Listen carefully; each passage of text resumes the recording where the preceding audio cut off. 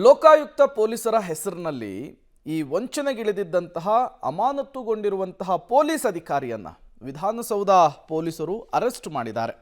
ಮುರುಗಪ್ಪ ನಿಂಗಪ್ಪ ಕುಂಬಾರ್ ಬಂಧಿತ ಪೊಲೀಸ್ ಅಧಿಕಾರಿ ಅನ್ನೋದು ಗೊತ್ತಾಗ್ತಾ ಇದೆ. ಇವರು ಮೂಲತಃ ಬೆಳಗಾವಿ ಜಿಲ್ಲೆಯವರು. ವಂಚನೆಯನ್ನೇ ಕಾಯಕ ಮಾಡಿಕೊಂಡಿದ್ದ ಅನ್ನೋದು ಗೊತ್ತಾಗ್ತಾ ಇದೆ. ವೃತ್ತಿಯಲ್ಲಿ ಈತ ಪೊಲೀಸ್ ಅಧಿಕಾರಿಯಾಗಿ ಕೆಲಸ ನಿರ್ವಹಿಸಿದ್ದ ಮುರುಗಪ್ಪ ನಿಂಗಪ್ಪ ಕುಂಬಾರ್.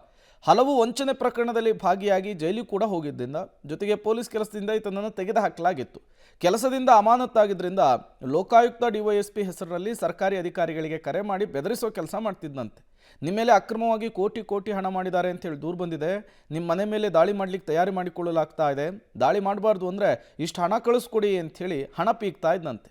ಈ ವಿಚಾರ ಲೋಕಾಯುಕ್ತ ಪೊಲೀಸರ ಗಮನಕ್ಕೆ ಬಂದಾಗ ಲೋಕಾಯುಕ್ತ ಡಿವೈಎಸ್ಪಿ ಬಸವರಾಜ್ ವಿಧಾನಸೌಧ ಪೊಲೀಸ್ ಠಾಣೆಯಲ್ಲಿ ಆರೋಪಿ ವಿರುದ್ಧ ದೂರನ್ನು ಕೊಟ್ಟಿದ್ದಾರೆ.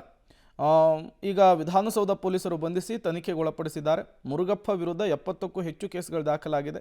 ಬೆಂಗಳೂರು, ಬೆಳಗಾವಿ, ದಾವಣಗೆರೆ, ಹಾಸನ, ಹುಬ್ಬಳ್ಳಿ, ಧಾರವಾಡ, ಮೈಸೂರು, ವಿಜಯಪುರ, ಶಿವಮೊಗ್ಗ ಸೇರಿದಂತೆ 70 ಕಡೆಗಳಲ್ಲಿ ಕೇಸ್ ಇರೋದು ಪೊಲೀಸರ ತನಿಖೆಯ ಸಂದರ್ಭದಲ್ಲಿ ಗೊತ್ತಾಗಿದೆ.